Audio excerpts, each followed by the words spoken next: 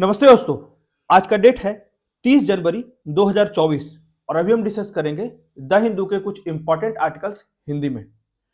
तो सबसे पहला आर्टिकल जो है, दिल्ली के मुख्यमंत्री श्री अरविंद केजरीवाल ने दिल्ली सौर नीति मतलब कि दिल्ली सोलर पॉलिसी 2024 का अनावरण किया है। इसी की बात इस आर्टिकल में की जा रही है कि मुख्यमंत्री ने नई सौर नीति का अनावरण किया है और कहा है इससे बिजली बिल शून्य करने में मदद मिलेगी। ऐसा उम्मीद किया जा रहा है कि लगभग 2027 तक दिल्ली के लगभग 20%, ठीक है, 20% बिजली की खपत सौर ऊर्जा से होगी, यह उम्मीद किया जा रहा है। तो इसी में आगे कहा जाता है कि यह जो योजना लाया गया है दिल्ली के मुख्यमंत्री के द्वारा, उन घरों के बिजली बिल को शून्य करने में मदद मिलेगा। ठीक है, इसमें जो प्रोत्साहित किया जा रहा है दिल्ली वासियों को ज्यादा से ज्यादा सौर ऊर्जा लगाने के लिए, जो कि छतों पे लगाया जाता है, छतों पे इंस्टॉल किया जाता है। ठीक है, उसी के लिए इस तरह का योजना लाया गया है। मान लीजिए कि अगर किसी घर ने 400 यूनिट की बिजली खपत की और 100 यूनिट सौर ऊर्जा उत्पन्न किया तो केवल 300 यूनिट के लिए ही शुल्क देना पड़ेगा। यही बातें कहा जा रहा है और उससे अपने आप ही आपका बिजली का जो खपत का जो मूल्य है, खर्च है, वो घटता जाएगा। इसी की बात की जा रही है, तो इसको हम लोग विस्तार से पढ़ लेंगे। उसके बाद अगला आर्टिकल जो है, महिलाओं की शादी की उम्र पर विधेयक की जांच कर रहे संसदीय पैनल को एक और विस्तार मिला है। इसे मेनली जो है ये विधेयक है महिलाओं की शादी की उम्र मौजूदा 18 साल से बढ़ाकर 21 वर्ष करने के लिए। इसी संबंधित ये विधेयक की जांच की जा रही है संसदीय समिति के द्वारा। यहाँ पे ये कहा जा रहा है कि 31 जनवरी से शुरू होने वाला संसद का जो बजट सत्र है वो चुनाव की घोषणा से पहले मौजूदा लोकसभा का जो है वो आखिरी सत्र होगा, क्योंकि इसके बाद जो है लोकसभा का चुनाव होना है। तो ऐसा उम्मीद किया जा रहा है कि समिति अब 4 महीने के विस्तार के बाद मई तक अपनी रिपोर्ट को अंतिम रूप देगी, जबकि 17वीं लोकसभा का जो अंतिम कार्यकाल है वो 16 जून को समाप्त हो रहा है। तो उससे पहले जो है संसदीय समिति को ये रिपोर्ट सबमिट करना होगा। तो यही बात कहा जा रहा है कि विवाह निषेध विधेयक 2021 जिसे लोकसभा में पेश किया गया था, 2021 में ही पेश किया गया था और वहां लंबित है, जून में सदन का जो है वो कार्यकाल समाप्त हो जाएगा। तो ऐसा उम्मीद लगाया जा रहा है कि लोकसभा में पेश किए गए और वहां लंबित विधेयक, साथ ही जो राज्यसभा द्वारा पारित भी हो गए, फिर भी जो निचले सदन में लंबित विधेयक हैं लोकसभा के विघटन पर समाप्त हो जाएंगे। ठीक है, तो ये बिल अपने आप समाप्त हो जाएगा। इसी के लिए यहाँ पे प्रयास किया जा रहा है कि ये जो बिल है इस पे जल्दी से जल्दी संसदीय पैनल रिपोर्ट दे दे। इसको विस्तार से पढ़ लेंगे। उसके बाद अगला आर्टिकल जो है, हम्बोल्ट की पहेली क्या है। ठीक है, हम्बोल्ट इनिग्मा और भारत के लिए इसका क्या अर्थ है। मेनली जो है ऐसा माना जाता है जैसे कि विषुवत-रेखीय क्षेत्र, इक्वेटर क्षेत्र, ठीक है, जहां पे ज्यादा सूर्य का प्रकाश रहता है, वहां पे ज्यादा से ज्यादा बाष्पीकरण होता है, वर्षा होता है, ठीक है, जिसके कारण वहां पे जैव की विविधता बहुत अधिक होती है। ऐसा जाना जाता है कि जितने भी इक्वेटोरियल विषुवतीय क्षेत्र है वहां पे सबसे ज्यादा जैव विविधता होता है। तो यहाँ पे ये बात कहा जाता है हम्बोल्ट के द्वारा कि अगर हम पहाड़ी पर्वतीय क्षेत्रों में देखें तो वहां पे जो है वहां भी जैव की विविधता बहुत अधिक होती है। ठीक है, तो इसी की बात की जा रही है। तो इसको भी हम लोग विस्तार से पढ़ लेंगे कि क्या क्या सोच रखा जा रहा है बॉन हम्बोल्ट के द्वारा, जो खास के यहाँ पे कहा जा रहा है कि सिर्फ और सिर्फ विषुवतीय क्षेत्रों में ही जैव की विविधता सर्वोत्तम नहीं होती है, पर्वतीय क्षेत्रों में भी जैव की विविधता सर्वोत्तम होती है। और यहाँ पे कहा जाता है जैसे मिट्टी का निर्धारण जो होता है, मिट्टी जो अंतर संबंधित है पर्वत से, ठीक है, तो पर्वतीय जैव विविधता इस पर प्रभाव डालता है। तो इसको भी सभी चीजों को हम लोग अच्छे से कोरिलेट कर लेंगे। उसके बाद अगला आर्टिकल जो है, लोक लुभावन सार्वजनिक स्वास्थ्य में मदद नहीं करता। यहाँ पे क्लियर कहा जाता है कि अभी वर्तमान समय में जो राजनीति में नेता के द्वारा लगातार घोषणा पत्र में बड़े बड़े वादे किए जाते हैं या फिर स्वास्थ्य के क्षेत्र में मजबूती लाने के लिए, उसके बुनियादी ढांचा के विकास के लिए योजनाएं तो बनाए जाते हैं, ठीक है, सोचे तो जरूर जाते हैं, लेकिन वो जमीनी स्तर पे कार्यान्वित नहीं हो पाता है। ठीक है, इसी की बात यहाँ पे की जा रही है इस पूरे आर्टिकल में। तो इसको भी विस्तार से पढ़ लेंगे और आज 5 क्वेश्चन हम लोग डिस्कस करेंगे प्रीवियस ईयर क्वेश्चन के, जो कि यूपीएससी के 2022 का प्रीवियस ईयर क्वेश्चन है ज्योग्राफी का। ठीक है, इसको ध्यान से देखिएगा। तो आइए शुरू करते हैं आज का डिस्कशन।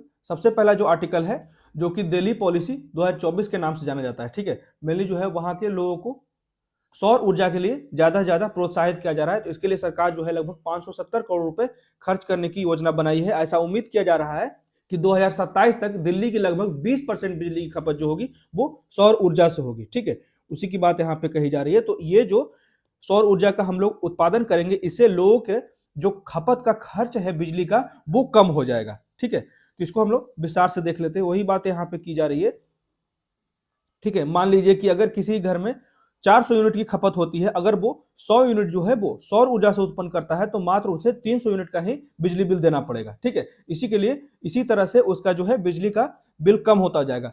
आगे बड़ी घोषणा में यहाँ पे सीएम के द्वारा कहा जाता है कि 2024 की पॉलिसी की बड़ी खासियत क्या है, तो हम 200 यूनिट बिजली फ्री देते हैं, 201 से 400 यूनिट बिजली पे आधा मूल्य लेते हैं और 400 से ऊपर पे पूरा बिल लेते हैं। तो इस सोलर पॉलिसी के तहत जो सोलर पैनल लगाए जाएंगे उसका बिजली बिल का जीरो हो जाएगा। ठीक है, जिस घर में भी सोलर पैनल लगेंगे वहां पे धीरे धीरे जो होगा, जो बिजली का खपत है वो कम होता जाएगा, वहां पे जो खर्च है वो कम होता जाएगा, क्योंकि ज्यादा से ज्यादा बिजली का उत्पादन जो होगा वो सौर ऊर्जा से होगा। ठीक है, तो उसी की बात यहाँ पे की जा रही है और दिल्ली के लोगों का बिल जो है वो फ्री हो सकता है, चाहे कितना भी यूनिट इस्तेमाल करे। जो जो अपने घर के ऊपर सौर पैनल लगाएगा उसे हर महीने अलग से 700 से 900 रुपए कमाने का भी मौका मिलेगा। ठीक है, वो सरकार को बेच भी सकता है जो बिजली उत्पादन होगा। ठीक है, लेकिन अगर उत्पादित सौर ऊर्जा की भरपाई केवल कुल यूनिट 200 से कम है तो बिल राशि शून्य होगा, ऐसा सीएम के द्वारा कहा जा रहा है। तो वर्तमान में प्रति माह 200 यूनिट बिजली की खपत करने वाले परिवारों को बिल का भुगतान करने से छूट दिया गया है। ठीक है, हम लोग पहले भी देख चुके हैं कि 200 यूनिट तक जो लोग बिजली का बिल यूज करते हैं उसको पैसा नहीं लगता है इलेक्ट्रिसिटी बिल में। ठीक है, जबकि 201 से 204 पे आधा बिल लगता है और 400 से ऊपर पूरा का पूरा बिल देना पड़ता है। ठीक है, तो यहीं पे कहा जाता है कि मान लीजिए कि एक आवासीय उपभोक्ता की औसत मासिक खपत 360 यूनिट है। ठीक है, और उपभोक्ता कर और सब्सिडी सहित 90,000 की अनुमानित लागत पर 2 किलोवाट छत पे एक सौर ऊर्जा पैनल को इंस्टॉल कराता है। ठीक है, तो उपभोक्ता को तुरंत ही शून्य बिजली बिल मिलना शुरू हो जाएगा और प्रति माह जो है वो 1370 रुपए लगभग जो इसका बिल भुगतान करना पड़ता है उसका बचत हो जाएगा और साथ ही माह का लगभग 700 रुपए का उत्पादन आधारित प्रोत्साहन राशि भी मिलेगा। ठीक है, तो इसी के लिए यहाँ पे लगातार जो है दिल्ली के सीएम के द्वारा सौर ऊर्जा का प्रोत्साहन किया जा रहा है कि ज्यादा से ज्यादा घरों में सौर ऊर्जा से संबंधित पैनल को इंस्टॉल किया जाए। ठीक है, तो इसी में आगे कहा जाता है कि इस नीति का मुख्य उद्देश्य जो है कि डीजल जनरेटर, ठीक है, के कारण होने वाले दिल्ली के वायु प्रदूषण को भी कम किया जा सकता है और घरों के लिए बिजली शुल्क शून्य करके जो महंगाई बढ़ती जा रही है उसे लड़ने में भी मदद मिलेगा और इस कदम से औद्योगिक उपभोक्ताओं को अपना बिजली बिल आधा करने में भी मदद मिलेगा। और उन्होंने 2016 की नीति की खामियों को भी दूर कर दिया है, क्योंकि लाभ के लिए न्यूनतम बिजली उत्पादन की आवश्यकता को भी समाप्त कर दिया गया है। ठीक है, तो ये था पूरा का पूरा आर्टिकल जिसमें दिल्ली में प्रयास किया जा रहा है एक सोलर पॉलिसी 2024 को लागू करने के लिए, जिससे कि वहां के ज्यादा से ज्यादा लोग सौर ऊर्जा से उत्पादित इलेक्ट्रिसिटी का उपयोग करें और जितने भी इलेक्ट्रिसिटी बिल आते हैं वो कम हो जाएंगे। ठीक है, जिससे लोगों पे अतिरिक्त बोझ नहीं पड़ेगा। ठीक है, और ऐसा उम्मीद किया जा रहा है कि 2027 तक लगभग 20% जो बिल होगा वहां का इलेक्ट्रिसिटी का उपयोग होगा वो सौर ऊर्जा के द्वारा होगा। ठीक है, इसी के लिए 570 करोड़ का ये परियोजना लाया गया है। ठीक है, अब बढ़ते हैं अगले आर्टिकल की तरफ। इसमें कहा जाता है कि community examining bill on marriage age gets extension, मतलब कि महिलाओं की शादी की उम्र पर विधेयक की जांच कर रहे संसदीय पैनल को एक और विस्तार मिला है। ठीक है, ये जो मेनली बिल जो है वो महिलाओं की शादी की उम्र को बढ़ाने की बात की जा रही है 18 से 21 की, तो उसी के लिए संसदीय समिति के द्वारा इसकी जांच की जा रही है। परंतु वर्तमान समय में जो अभी लोकसभा का जो काल है वो 16 जून को समाप्त हो जाएगा, तो उससे पहले ही संसदीय समिति को ये विधेयक का रिपोर्ट यहाँ पे देना होगा। ठीक है, यही है देखिए provision of child marriage amendment bill 2021 जो 2021 में ही लाया गया था लोकसभा में। ठीक है, राज्यसभा से पास हो चुका है, परंतु अगर लोकसभा का विघटन हो जाता है तो ये बिल भी समाप्त हो जाएगा। इसी के लिए ये चिंता उत्पन्न हो गई है, इसी के लिए ये आर्टिकल आया है, तो इसको हम लोग विस्तार से देख लेते हैं। महिलाओं की शादी की उम्र मौजूदा 18 से बढ़ाकर 21 करने की मांग करने वाले विधेयक की जांच कर रही संसदीय समिति को अपनी रिपोर्ट पेश करने के लिए एक और विस्तार मिला है। ठीक है, यहाँ पे जैसे 31 जनवरी से यहाँ पे बजट सत्र शुरू हो रहा है संसद में। ठीक है, तो चुनाव से पहले ये आखिरी सत्र है, वो ऐसा उम्मीद किया जा रहा है कि लोकसभा का ये आखिरी सत्र है। तो समिति अब 4 महीने के विस्तार के बाद मई तक अपनी रिपोर्ट को अंतिम रूप देगी, जबकि 17वीं लोकसभा का कार्यकाल 16 जून को समाप्त हो रहा है। ठीक है, तो ऐसा उम्मीद किया जा रहा है कि लोकसभा में पेश किए गए और वहां लंबित विधेयक जो साथ ही राज्यसभा द्वारा पारित भी हैं, उन्हें निचले सदन में लंबित विधेयक जो है वो लोकसभा के विघटन के साथ समाप्त हो जाएगा। ठीक है, तो इसी में आगे कहा जाता है कि बाल विवाह निषेध विधेयक 2021 की जांच के लिए विभाग से संबंधित शिक्षा, महिला, बच्चे, युवा और खेल संबंधी संसदीय अस्थायी समिति को 24 जनवरी 2024 से 4 महीने की अवधि के लिए समय विस्तार दिया गया है। ठीक है, इसी के लिए 24 जनवरी 2024 से इसी के लिए इसे कहा जाता है एक अतिरिक्त विस्तार मिला है संसदीय समिति को इसका रिपोर्ट पेश करने के लिए। ठीक है, और अपनी रिपोर्ट को अंतिम रूप देने के लिए विस्तार दिया जाएगा। तो ये विधेयक समझ गए क्यों दिया गया है। मेनली जो है महिलाओं की शादी की उम्र को बढ़ाने के लिए दिया गया है। और विधेयक पेश करने के तुरंत बाद ही महिला एवं विकास मंत्री स्मृति ईरानी ने कहा था कि लोकसभा अध्यक्ष से विधेयक को विस्तृत जांच के लिए अस्थायी समिति को भेजने का अनुरोध किया गया था। ठीक है, तो इसी के लिए उसी समय अस्थायी समिति के पास भेजा गया था, परंतु अभी भी रिपोर्ट नहीं आई है। तो सरकार जो है वो पुरुषों और महिलाओं के बीच समानता लाना चाहती है, इसी के लिए ये बिल को इंट्रोड्यूस किया गया था। और विधेयक में विवाह के संबंध में पार्टियों को नियंत्रित करने वाले किसी भी रीति रिवाज, उपयोग या प्रथा सहित सभी मौजूदा कानूनों को खत्म करने का भी प्रयास करता है। ठीक है, हो सकता है ये भी कारण है जिसके कारण इतने समय से यह विधेयक जो है वो लंबित है। अब इसी समय एक क्वेश्चन देख लेते हैं, जैसे लोकसभा के विघटन से संबंधित निम्नलिखित कथनों पर विचार करें। पहला स्टेटमेंट है, लोकसभा द्वारा पारित विधेयक यदि राज्यसभा में लंबित हो तो विधेयक व्याप्त हो जाएगा। ठीक है, लैप्स हो जाएगा।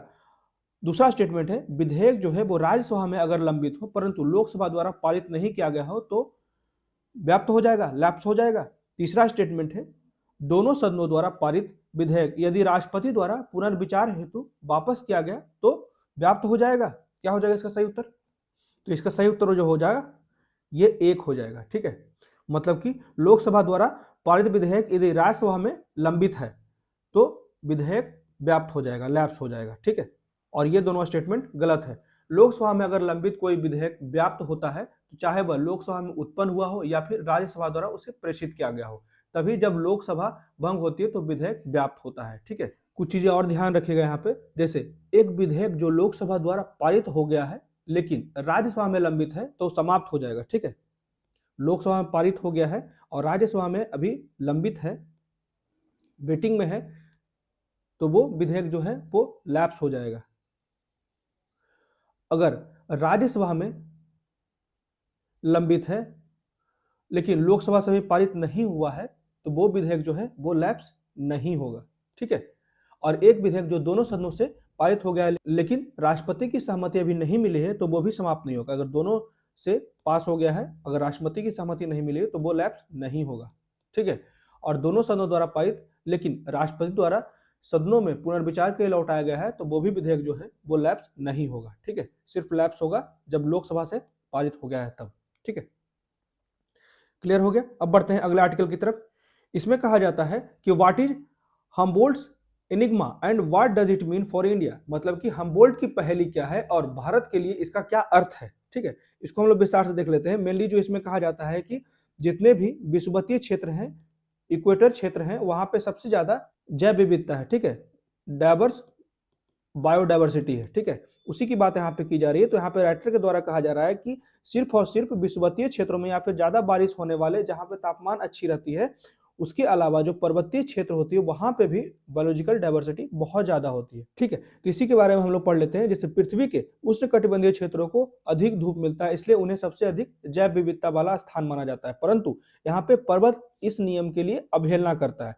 यहाँ पे हम्बोल्ट की पहेली के बारे में कहा जाता है कि खोजकर्ता और प्रकृतिवादी जो कहते हैं कि जैव विविधता सघनता के कारणों को पता लगाया जाता है, जिसमें कहा जाता है कि अलेक्जेंडर वॉन हम्बोल्ट, इन्हीं की राय दी जा रही है कि एक बहुज्ञ जिन्होंने आज भूगोल, भूविज्ञान, मौसम विज्ञान और जीव विज्ञान के रूप में जाने जाने वाले क्षेत्रों में विभिन्न प्राकृतिक घटनाओं पर अवलोकन किया है। ठीक है, और उनके अध्ययन से यह पता चला है कि एक ओर तापमान, ऊंचाई और आर्द्रता और वहीं दूसरी ओर प्रजातियों के घटना पैटर्न या फिर उनकी जैव विविधता के बीच संबंध होते हैं। ठीक है, ये क्लियर कहा जा रहा है कि जैसे जैसे हम ऊंचाई पे जाते हैं या फिर तापमान बढ़ता या घटता है या फिर आर्द्रता, ये सभी चीज निर्धारित करते हैं कहीं कभी बायोडाइवर्सिटी के।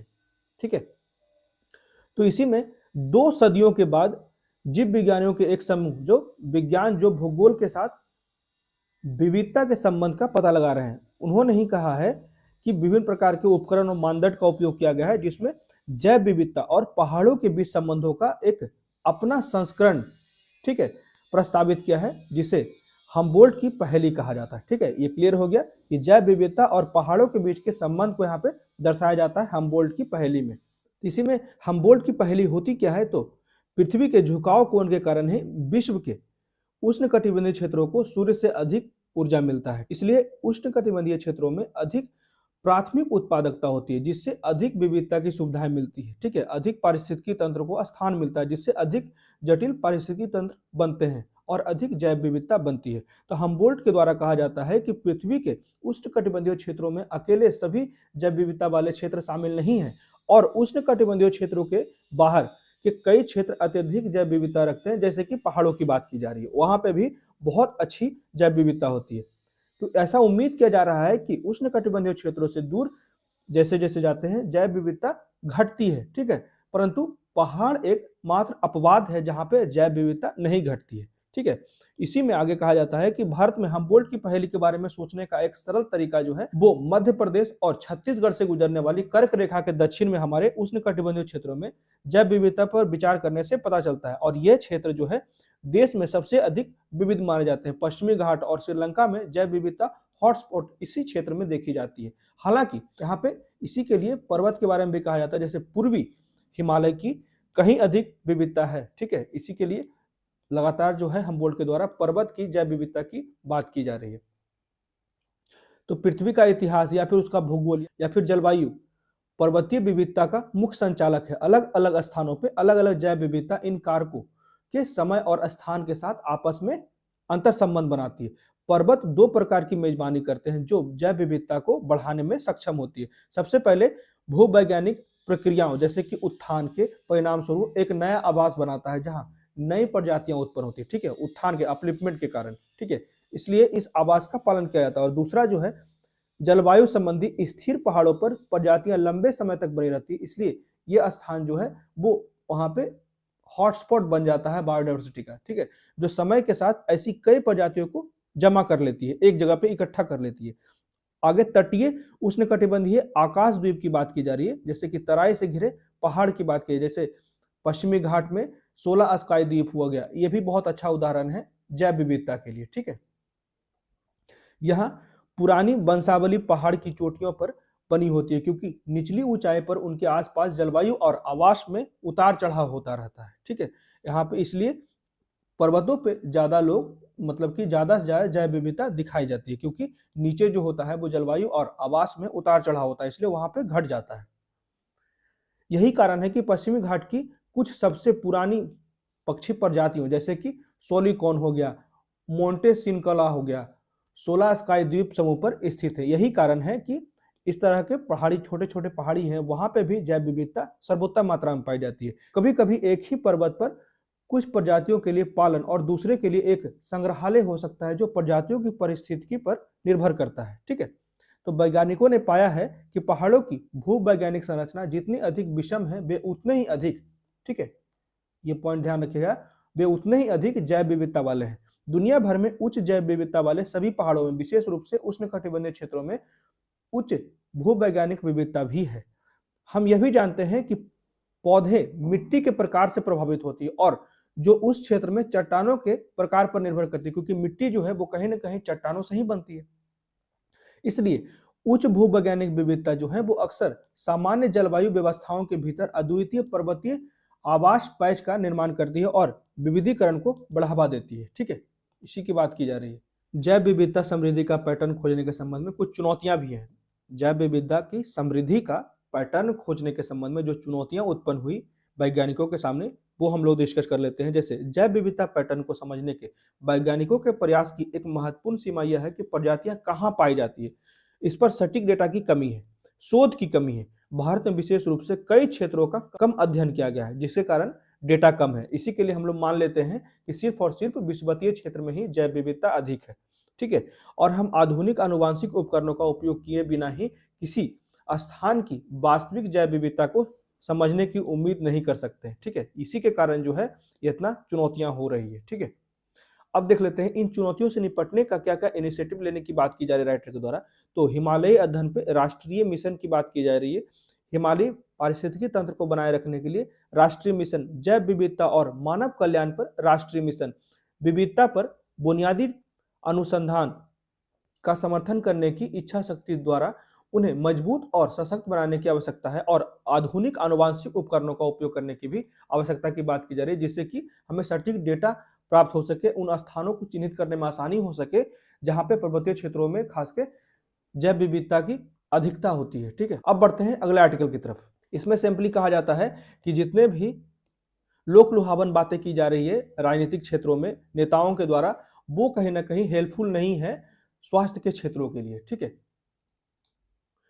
मतलब कि लोक लुभावन बात जो है वो सार्वजनिक स्वास्थ्य में मदद नहीं कर सकता। इसी की बात की जा रही है, जो सिर्फ और सिर्फ बातें करते हैं परंतु उनका सकारात्मक प्रभाव देखने को नहीं मिलता है स्वास्थ्य के क्षेत्रों में। ठीक है, जैसे भारत में शहरों हो या फिर गांव हो, वहां पे सार्वजनिक स्थल के क्षेत्रों को अगर हम लोग आकलन करें तो देखा जाता है अनेक समस्याएं देखी जाती है, चाहे वो बुनियादी ढांचे की हो, परिवहन की हो, या फिर वहां डॉक्टर की अनियमितता हो, दवाइयों की गुणवत्ता हो। ठीक है, ये सारी चीजें जो है वो लगातार समस्या बनी रहती है। जैसे पोलियो, नवजात टेटनस, खसरा जैसी बीमारियों को रोकने के लिए भी अनेक प्रयास किए जा रहे हैं। ठीक है, जहां बीमारियों की अनुपस्थिति बहुत कुछ कहती है, फिर भी एक लोकतांत्रिक व्यवस्था में नेता अक्सर ठोस उपलब्धियों का पीछा करते हैं और अनजाने में या अन्यथा में इन महत्वपूर्ण निवारक प्रयासों को नजरअंदाज कर देते हैं। ठीक है, वो सिर्फ और सिर्फ बड़े प्रोजेक्ट पे कार्य करना चाहते हैं और इस तरह के जो छोटी बीमारियां शुरुआत में छोटी होती है लेकिन उसे अगर नजरअंदाज किया जाता है तो उसका बड़ा दुष्परिणाम भुगतना पड़ता है किसी भी क्षेत्र में।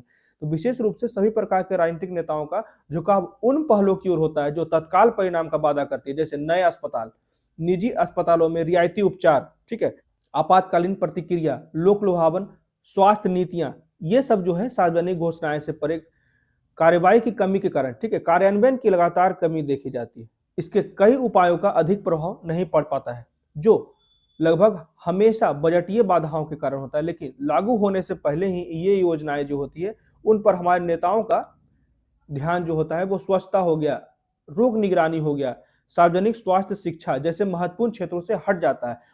जैसे ही इसकी घोषणा हो जाती है, चाहे वो राज्य सरकार हो या केंद्र सरकार हो, कहीं पे भी अगर नए अस्पताल बनाए जा रहे हैं, निजी अस्पताल बनाए हैं, बस उनका जो नेता का काम खत्म हो गया। अब वो बस उद्घाटन के समय आएंगे और वो बस इतना ही बोलेंगे, मैंने जो वादा किया था वो पूरा हो गया। वो उसके आंतरिक महत्व को, उसकी गुणवत्ता को नहीं देख पाएंगे। ठीक है, उससे क्या लाभ हो रहा है आसपास की जनता को, उसका वो कभी मूल्यांकन नहीं करते हैं। इसी के लिए एक डेंगू की बात की जा रही है यहाँ पे सिंपली, कि जैसे ही डेंगू का प्रकोप बढ़ता है तो सिर्फ और सिर्फ राजनीतिक नेता जो होते हैं अक्सर वेक्टर बायोनोमिक्स को समझने या फिर प्रभावी टीके विकसित करने के जैसे दीर्घकालिक रणनीति की कीमतों पर, यहाँ पे दीर्घकालिक रणनीति नहीं बनाई जाती है, उसके स्थान पे एक तत्काल राहत शिविर स्थापित कर दी जाती है। ठीक है, जो अभी वर्तमान समय में बस समस्या टल जाए।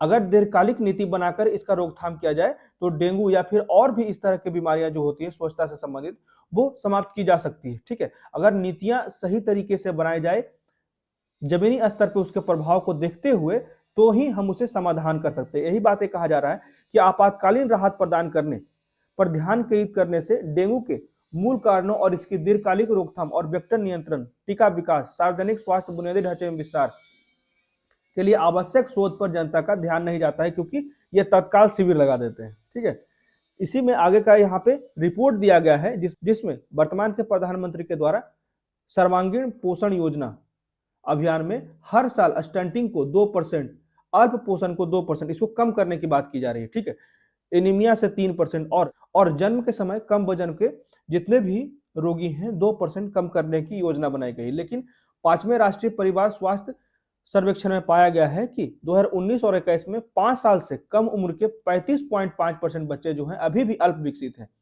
और 32.1%, ये सभी जो डाटा है वो 5 साल या 5 वर्ष से नीचे के बच्चे की बात की जा रही है, जिसमें 32.1% जो है जिनका कम वजन है।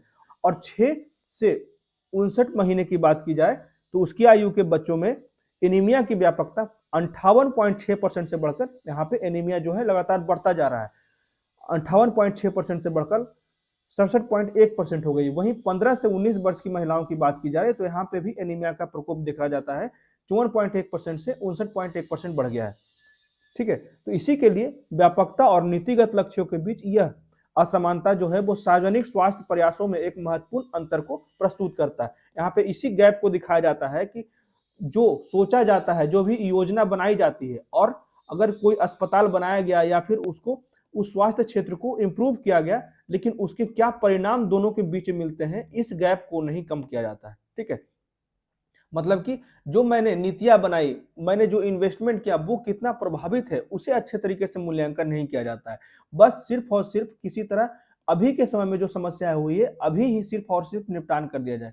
ठीक है, तो भारत के शैक्षणिक संस्थानों में सार्वजनिक स्वास्थ्य इंजीनियरिंग ये सारे पाठ्यक्रम लाए ही नहीं जाते। जैसे विशेष पाठ्यक्रमों की अनुपस्थिति ही सार्वजनिक स्वास्थ्य प्रबंधन में आवश्यक बहु विषयक दृष्टिकोण में एक अंतर की ओर इशारा करता है। ठीक है, तो सार्वजनिक स्वास्थ्य का मतलब सिर्फ बीमारियों का इलाज करना नहीं है, उन्हें रोकना भी है, दीर्घकालिक समय में भी उसका प्रभाव नहीं हो, जिसके लिए पर्यावरण विज्ञान, समाजशास्त्र, शहरी नियोजन, अर्थशास्त्र जैसे विभिन्न क्षेत्रों से विशेषज्ञता की आवश्यकता होती है।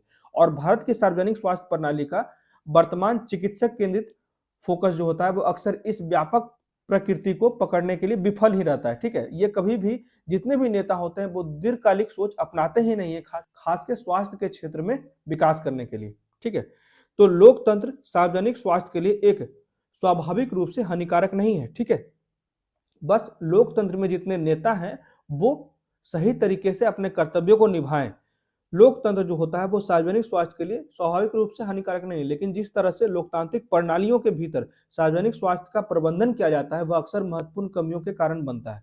तो संक्रामक रोग हो गया, गैर संचारी रोग हो गया, स्वास्थ्य देखभाल की पहुंच, मानसिक स्वास्थ्य, गलत सूचना, ऐसी चुनौतियां पेश करते हैं जो सार्वजनिक स्वास्थ्य नीतियों में अधिक समग्र दीर्घकालिक दृष्टिकोण की मांग करती है। ठीक है, और अल्पसंख्यक राजनीतिक लक्ष्यों से स्वास्थ्य देखभाल निर्णय लेने में भी अलग अलग करना अस्थायी स्वास्थ्य रणनीति को विकसित करने के लिए मजबूत करता है। तो यही बातें कहा जा रहा है कि अगर हम लोग तत्काल ही किसी चीज का समाधान ढूंढते हैं, किसी भी भयानक बीमारी का, तो वो सिर्फ और सिर्फ आंखों में धूल झोंकने जैसा होता है। अगर सही तरीके से स्वास्थ्य के क्षेत्र को विकास करना है, मजबूत करना है, तो सिर्फ और सिर्फ अस्पताल बनाने से नहीं होगा, वहां जो उपकरण है उसका भी अपडेशन होना चाहिए, वहां जो डॉक्टर्स हैं उसकी भी नियमितता जो है उसको सुनिश्चित की जानी चाहिए, वहां जो दवाएं हैं उसकी भी गुणवत्ता को सुनिश्चित की जाए, स्वास्थ्य को भी सुनिश्चित की जाए, परिवहन को भी सुनिश्चित किया जाए। सभी चीजों को सुनिश्चित किया जाएगा तभी तो स्वास्थ्य के क्षेत्र में बेहतर तरीके से मजबूती आएगी। अब देख लेते हैं यूपीएससी के ज्योग्राफी का कुछ प्रीवियस ईयर क्वेश्चन जो कि 2022 का है। ठीक है, तो पहला क्वेश्चन है, निम्नलिखित जोड़ियों पर विचार करें जो समाचार में अक्सर उल्लिखित क्षेत्र या फिर देश है, जैसे कि अनातोलिया तुर्की, ठीक, अम्हारा इथियोपिया, तीसरा है काबो डेलगाडो स्पेन, चौथा है कैटलोनिया इटली। क्या हो जाएगा इसका सही उत्तर? यहाँ पे हो जाएगा केवल 2 जोड़ी। ठीक है, मतलब कि बी। तो कौन कौन से जोड़ी सही हो जाएंगे? तो पहला जो युग्म है अनातोलिया और तुर्की, ये सही है। दूसरा जो युग्म है अम्हारा और इथियोपिया, ये भी सही है। और काबो डेलगाडो जो होता है वो मोजाम्बिक में होता है। ठीक है, और कैटालोनिया जो होता है वो स्पेन में होता है। ठीक है, इसी कारण ये दोनों गलत हैं और ये दोनों ऊपर के सही है। अब बढ़ते हैं अगले क्वेश्चन की ओर। इसमें कहा जाता है पश्चिमी अफ्रीका की कौन सी झील सूखकर रेगिस्तान में बदल गई है? तो पहला ऑप्शन है विक्टोरिया झील, दूसरा है फागुविन झील, तीसरा है ओगुटा झील, चौथा है बोल्टा झील। क्या हो जाएगा इसका सही उत्तर? इसका उत्तर हो जाएगा फागुविन झील। ठीक है, फागुविन झील कहाँ है? ठीक है, ये ध्यान रखिएगा कि टिम्बकटू के पश्चिम में माली के पृथक में यह झील है। यह मैकिना अब्दाब में नाइजर नदी के उत्तर में स्थित है। ठीक है, और झील के बनावटी रंग के लैंडसेट उपग्रह चित्र दिखाते हैं कि यह दशकों में यह कैसे बदल गया। ठीक है, आप लोग देख सकते हैं गूगल में कि ये कितना तेजी से झील से रेगिस्तान के रूप में बदल गया, उसी की बात की जा रही है। ठीक है, जहां 1990 के दशक में मछली पकड़े जाते थे, कृषि के लिए उपयोग किए जाते थे ये झील, वहीं वर्ष 2000 के बाद सामान्य वर्षा नहीं हो पाने के कारण झील लगभग सूख गई और रेगिस्तान में परिवर्तित हो गई। उसके बाद अगला क्वेश्चन है, दक्षिण भारत की गांडीकोटा घाटी का निर्माण निम्नलिखित में से किस नदी द्वारा किया गया है? ऑप्शन ए है Kaveri, option B Manjira, option C Pennar, option D Tungabhadra. क्या हो जाएगा इसका सही उत्तर? पेन्नार, ऑप्शन सी सही हो जाएगा। ठीक है, पेन्नार जो है वो गंडीकोटा का लगभग विस्मृत गॉर्ज आंध्र प्रदेश में पेन्नार नदी पर स्थित है। तो याद रखिएगा आंध्र प्रदेश में है। ठीक है, इसे भारत में ग्रैंड कैनियन के रूप में जाना जाता है, ध्यान रखिएगा। लंबे समय तक चट्टानों के कटाव के परिणाम स्वरूप ही गॉर्ज का निर्माण होता है। ठीक है, कुछ चीजें ध्यान रखिएगा। अब अगला क्वेश्चन है, जैसे कि शिखर और पर्वत दिया गया है, जैसे नामचा बरवा, गढ़वाल हिमालय, दूसरा है नंदा देवी कुमायूं हिमालय, तीसरा है नौकरेक सिक्किम हिमालय। तो कौन सा सही सुमेलित है? तो इसका सही उत्तर है केवल 2। ठीक है, नंदा देवी जो है वो कुमायूं हिमालय में है। सिंटेक्सियल टर्न जानते हैं? सिंटेक्सियल टर्न जहाँ पे ब्रह्मपुत्रा जो है चीन से भारत में आती है, ठीक है, वहीं पे नामचा बरवा है। तो ये ध्यान रखिएगा, ये नॉर्थ ईस्ट में है, जबकि गढ़वाल हिमालय जो है वो उत्तराखंड में है। उसका तीसरा जो है नौकरेक, ये जो है वो मेघालय में है। ठीक है, मेघालय पठार का भाग है नौकरेक। इसी के लिए सिर्फ और सिर्फ दूसरा जो है नंदा देवी जो है वो कुमायूं हिमालय का पार्ट है, इसलिए ऑप्शन बी सही हो जाएगा। अगला क्वेश्चन है, अक्सर समाचारों में सुना जाता है शब्द लेबंत।